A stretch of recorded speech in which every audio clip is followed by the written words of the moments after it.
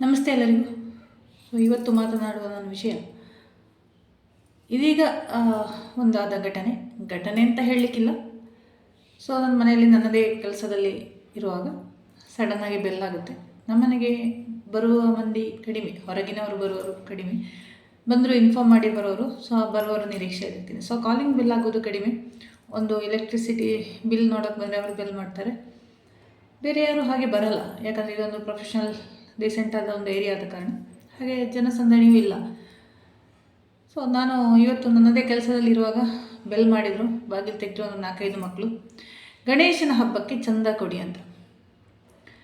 ನಾನು ಕೊಟ್ಟಿಲ್ಲ, ಯಾಕಂದರೆ ಇದು ಹೊಸ ಅನುಭವಲ್ಲ. ಈ ಮನೆಗೆ ಬಂದ ಮೇಲೆ ನನಗೆ ಒಂದು ತುಂಬ ಜನ ಆಯಿತು ಮನೆಗೆ. ಫಸ್ಟಿಗೆ ನಾನು ಬಂದಿರೋದು ಜೂನ್ ತಿಂಗಳಲ್ಲಿ, ಜೂನ್ 1ಕ್ಕೆ. ಜನಗಳು ಬರ್ತಾನೆ ಇರ್ತಾರೆ. ಒಂದು ದೇವರನ್ನು ದೇವಿಯನ್ನು ಹಿಡ್ಕೊಂಡು ಬಂದರು. ಅವರಿಗೆ ಅವತ್ತೊಂದು ದೇವರನ್ನು ನೋಡಿ ಆಶೀರ್ವಾದ ಎಲ್ಲ ಮಾಡ್ತೀನಿ, ನಿಮಗೆ ಪೂಜೆ ಕೊಡಿ, ಅದು ಇದು ಅಂತ ಯಾವುದೋ ಒಂದು ಅಲ್ಲಿಗೆ ದೇವರನ್ನು ಕೊಂಡೋಗ್ತೀವಿ, ಏನೋ ಪೂಜೆ ಮಾಡ್ತೀವಿ ಅಂತೇಳಿ ಅವರಿಗೆ 101 ರೂಪಾಯಿ ಕೊಟ್ಟೆ, ಇನ್ನೊಬ್ಬರಿಗೆ 50 ರೂಪಾಯಿ ಕೊಟ್ಟೆ.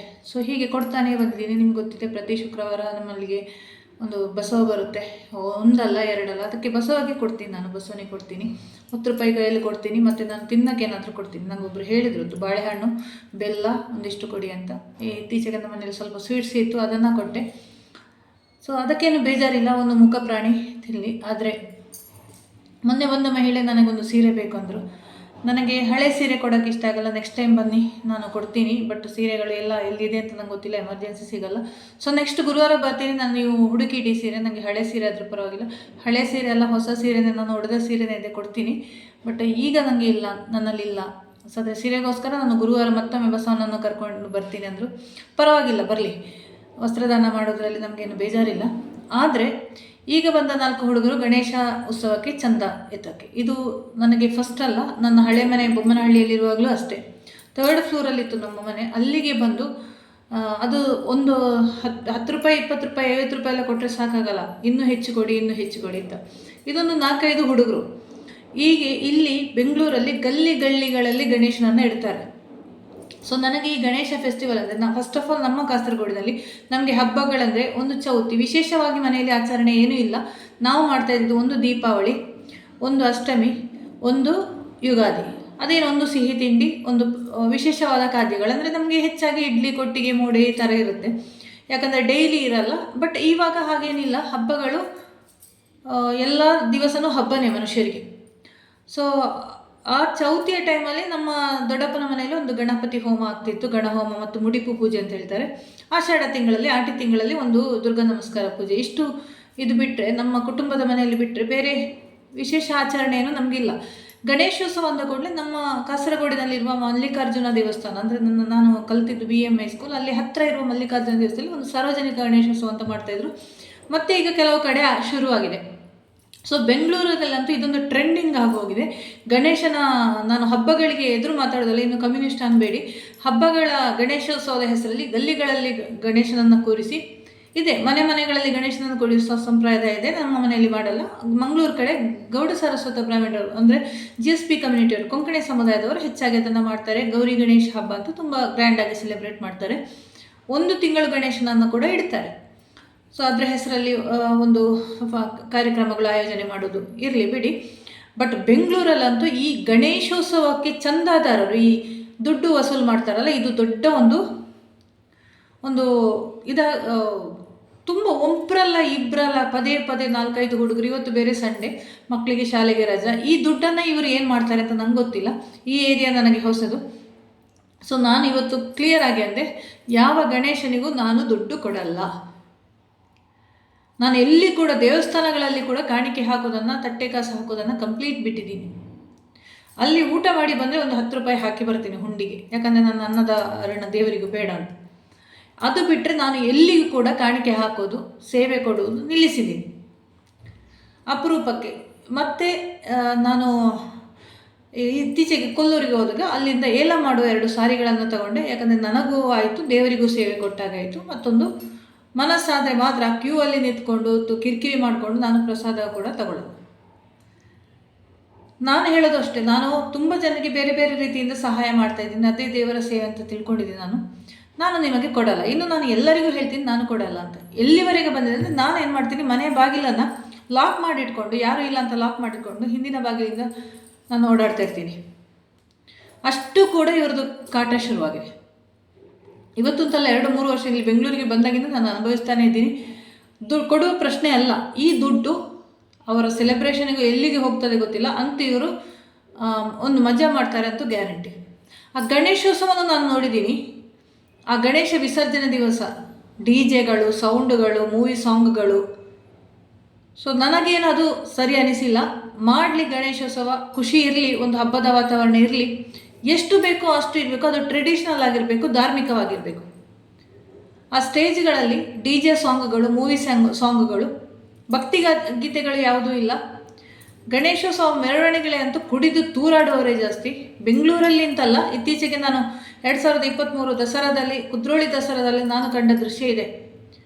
ಕುಡುಕರು ಕುಡಿದು DJ-ಗೆ ಕುಪ್ಪಳಿಸುವುದು, ಇದಷ್ಟೇ ನಾನು ನೋಡಿರೋದು. ಅಲ್ಲಿ ಭಕ್ತಿ ಧಾರ್ಮಿಕತೆಗಿಂತ ಹೆಚ್ಚಾಗಿ ಒಂದು ಮಾಡರ್ನ್ ಗಣೇಶನನ್ನು ಯಾವುದ್ಯಾವುದೋ ರೀತಿಯಲ್ಲಿ ಬಿಂಬಿಸೋದು. ಇದು ಕಳೆದ ವರ್ಷ ನಿಮ್ಗೆ ಗೊತ್ತಿರ್ಬೋದು, ಕಳೆದ ವರ್ಷ ಅಲ್ಲ ಅದಕ್ಕಿಂತ ಮುಂಚಿನ ವರ್ಷ ಬುರುಡೆ ಪ್ರಕರಣ, ಕಳೆದ ವರ್ಷನೇನೋ ಬಹುಶಃ, ಅಲ್ಲಿ ಗಣೇಶನ ತಲೆಯ ಮೇಲೆ ಧರ್ಮಸ್ಥಳದ ವೀರೇಂದ್ರ ಹೆಗ್ಡೆಯವರ ಮುಖ, ಇನ್ನು ಸೈಡ್ನಲ್ಲಿ ಬಂಧನದ ಒಳಗೆ ನಿಮಗೆ ಸೆಲ್ಗಳಲ್ಲಿ ಮಹೇಶ್ ಶೆಟ್ಟಿ ತಿಮ್ಮರೋಡಿಯವರು, ಗಿರೀಶ್ ಮಟ್ಟಣ್ಣನವರು, ಹೋರಾಟಗಾರರ ಮುಖ. ಆ್ಯಕ್ಚುಲಿ ನನಗೆ ಗೊತ್ತಿರಲಿಲ್ಲ ಅವಾಗ, ಇಲ್ಲಾಂದರೆ ನಾನು ಅಲ್ಲಿ ಹೋಗಿ ಕ್ವಶನ್ ಮಾಡ್ತಿದ್ದೆ. ಎಲ್ಲಿಂತ ಆ ಏರಿಯಾ ಗೊತ್ತಾಗಲಿಲ್ಲ, ಅದೇ ಯಾವುದೋ ಒಂದು ಏರಿಯಾದಲ್ಲಿ ನಂಗೆ ಗೊತ್ತಾಗಲಿಲ್ಲ ಯಾರು ಆರ್ಗನೈಸ್ ಮಾಡ್ತಾರಂತೆ. ಇಲ್ಲಾಂದರೆ ಅಲ್ಲಿ ಹೋಗಿ ನಾನು ವೀಡಿಯೋ ಮಾಡ್ತಿದ್ದೆ. ನಾನು ತುಂಬ ಜನಕ್ಕೆ ಕೇಳಿದೆ ಆ ಲೊಕೇಶನ್ ಕೊಡಿ ಅಂತ. ಆವಾಗಲೇ ಅದು ಮುಗ್ದಾಗಿತ್ತು, ಗಣೇಶನ ಹಬ್ಬ ಮುಗ್ದಾಗಿತ್ತು, ತೆಗ್ದಾಗಿತ್ತು. ನನಗೆ ಆಫೀಸ್ ಇದ್ರಿಂದ ಆ ಸ್ಥಳಕ್ಕೆ ನಾನು ವಿಸಿಟ್ ಕೊಡಲಿಕ್ಕಾಗಿರಲಿಲ್ಲ. ವಿಚಿತ್ರವಾಗಿ ಗಣೇಶನನ್ನು ಚಿತ್ರಣ ಮಾಡ್ತಾರೆ. ಇನ್ನು ಗಣೇಶನ ಮುಖಕ್ಕೆ ಮೋದಿದು, ರಾಹುಲ್ ಗಾಂಧಿದು ಯಾವಾಗ ಬರುತ್ತೆ ಗೊತ್ತಿಲ್ಲ, ಇರ್ಬೋದು, ಅದು ಕೂಡ ಮಾಡಿರ್ಬೋದು. ಮನುಷ್ಯನೇ, ದೇವರು ದೇವರೇ. ದೇವರಿಗೆ ಒಂದು ಸ್ವರೂಪ ಕೊಟ್ಟಿದ್ದಾನೆ. ಗಣೇಶನಿಗೆ ಆನೆಯ ಮುಖ,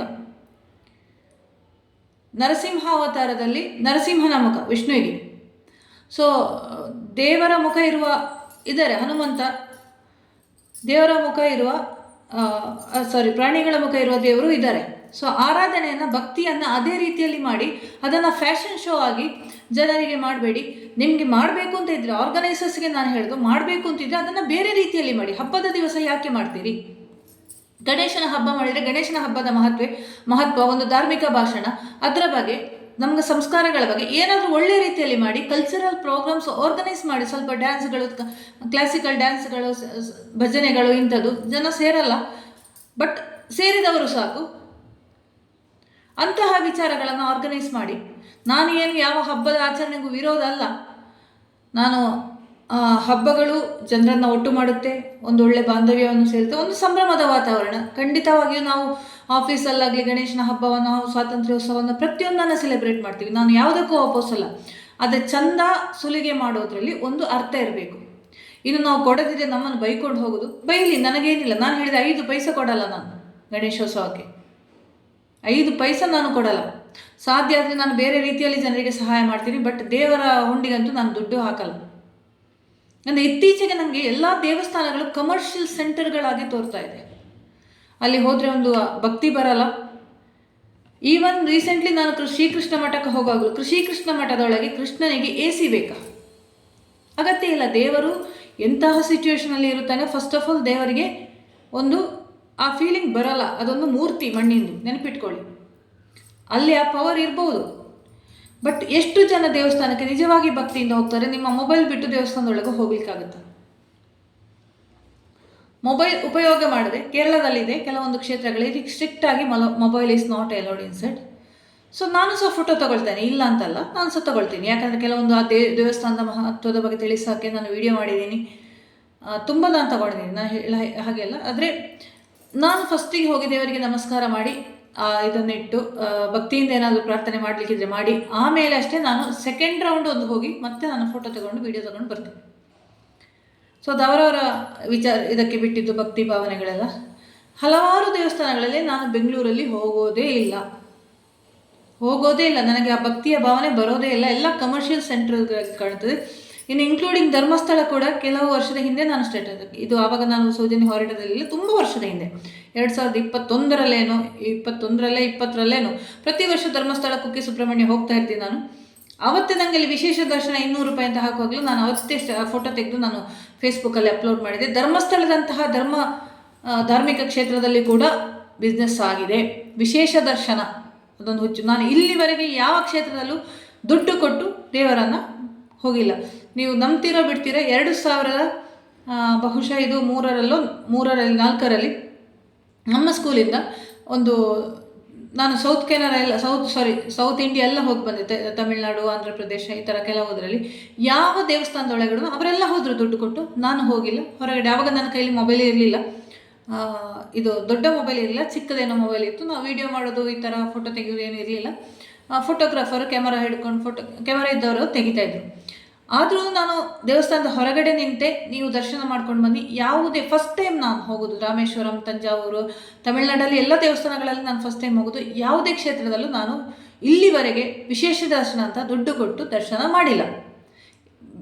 ಧರ್ಮಸ್ಥಳದಲ್ಲೂ ಹಲವಾರು ಬಾರಿ ನಾನು ಸೋಮವಾರ ಹೋಗಿದ್ದೆ. ಒಂದು ದಿವಸ ಹೋಗಲಿಕ್ಕೆ ಆಗಲ್ಲ, ಒಳಗಡೆ ತುಂಬ ಕ್ಯೂ ಇದೆ. ಹೊರಗಡೆಯಿಂದ ನಮಸ್ಕಾರ ಮಾಡಿ ಅವತ್ತು ಊಟನೂ ಮಾಡಿಲ್ಲ, ಯಾಕಂದರೆ ಅಷ್ಟು ವಿಪರೀತ ರಶ್ ಇತ್ತು. ನಾನು ಹೊರಗಡೆಯಿಂದ ಬಂದೆ.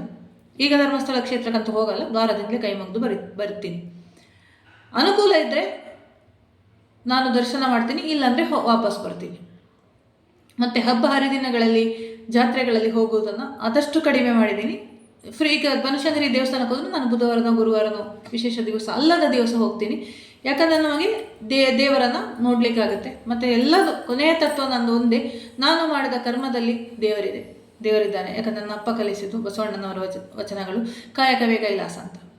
ಆದರೂ ಹೋಗ್ತೀವಿ ನಾವು ದೇವಸ್ಥಾನಕ್ಕೆ, ಏನಾದರೂ ಒಂದು ಪಾಸಿಟಿವ್ ಎನರ್ಜಿ, ಪಾಸಿಟಿವ್ ವೈಬ್ಸ್. ಯಾಕಂದರೆ ದೇವಸ್ಥಾನಕ್ಕೆ ಯಾಕೆ ಹೋಗ್ತಾರೆ ಅಂದರೆ, ಎಲ್ಲರೂ ಒಂದು ಕಡೆ ಅಲ್ಲಿ ಪ್ರಾರ್ಥನೆ ಮಾಡುವಾಗ ಆ ಒಂದು ದೇವರ ಶಕ್ತಿ ಇದೆ, ಅಲ್ಲಿ ನಮಗೇನೋ ಪಾಸಿಟಿವ್ ಎನರ್ಜಿ ಸಿಗುತ್ತೆ. ಕಾಲ ಬದಲಾಗಿದೆ. ನಿಮ್ಮಲ್ಲಿರುವ ಸೀರೆ ಹೆಣ್ಣು ಮಕ್ಕಳಾದರೆ ಸೀರೆ ಆಭರಣಗಳನ್ನು ಪ್ರದರ್ಶನಕ್ಕೋಸ್ಕರನೋ ಅಲ್ಲಿ ಹೋಗಿ chit chat, WhatsApp, video call, reels, ದೇವಸ್ಥಾನದ ದರ್ಶನಕ್ಕೆ ನಿಂತಲ್ಲಿಂದ ರೀಲ್ಸ್ ಕೂಡ ಶುರುವಾಗಿ ಅಪ್ಲೋಡ್ ಮಾಡೋದು, ಅದೊಂದು ಟ್ರೆಂಡಿಂಗ್ ಆಗಿದೆ ಯುವಜನರಿಗೆ. ಇರಲಿ, ಅದಷ್ಟು ತುಂಬ ಮಾತಾಡಲಿಕ್ಕೆ ಹೋದ ಇದು ಮುಗಿಯದ ವಿಚಾರಗಳು. ಮತ್ತು ನಾನು ಪುನಃ ಒಂದು ಕಮ್ಯುನಿಸ್ಟ್ ಅಂತ ಪಟ್ಟ ಕಟ್ತಾರೆ, ಮತ್ತು ಅದೊಂದು ವಿವಾದ ಆಗೋದು ಬೇಡ. ಸೊ ನಾನು ಇಷ್ಟೇ ಹೇಳೋದು, ಈ ಗಣೇಶೋತ್ಸವದ ಹೆಸರಿನಲ್ಲಿ, ಕೃಷ್ಣಾಷ್ಟಮಿ ಹೆಸರಲ್ಲಿ ಚಂದ ವಸೂಲಿ ಮಾಡೋದಕ್ಕೆ ಮಿತಿ ಇರಲಿ. ಯಾವುದಾದ್ರೂ ಆರ್ಗನೈಸರ್ಸ್ ಮಾಡಲಿ, ಇದ್ದವರು ಕೊಡಲಿ, ನಮಗೇನಿಲ್ಲ. ಅದೇ ಮನೆಗೆ ಹೋಗಿ ಕಿರುಕುಳ ಕೊಡುವುದನ್ನು ಆದಷ್ಟು ತಪ್ಪಿಸಿ. ಯಾಕಂದ್ರೆ ನಮಗೊಂಥರ ಹಿಂಸೆ ಆಗುತ್ತೆ. ಒಂದು ಕಡೆಯಲ್ಲಿ ದೇವರು, ಈ ಸಲ ನನ್ನ ಮನಸ್ಸು ಗಟ್ಟಿ ಮಾಡಿಬಿಟ್ಟಿದ್ದೀನಿ. ದೇವರು ಶಾಪ ಕೊಟ್ಟರು ಪರವಾಗಿಲ್ಲ, ದೈವ ಬಲ ಇಲ್ಲ ನನಗೀಗ ಜಾತಕ ಪ್ರಕಾರ. ಅವರು ಶಾಪ ಕೊಟ್ಟರು ಪರವಾಗಿಲ್ಲ, ನಾನು ಮನಸ್ಸು ಗಟ್ಟಿ ಮಾಡಿದ್ದೀನಿ. ನಾನು ಬೇಕಾದರೆ ಹಸಿದವನಿಗೆ ಒಂದು ತುತ್ತು ಊಟ ಕೊಡ್ತೀನಿ. ಆ ದುಡ್ಡಲ್ಲಿ ದೇವಸ್ಥಾನಕ್ಕೆ ಚಂದ ಕೊಡುವುದು ಸಂಪೂರ್ಣ ನಿಲ್ಲಿಸಿದ್ದೀನಿ. ಧನ್ಯವಾದಗಳು.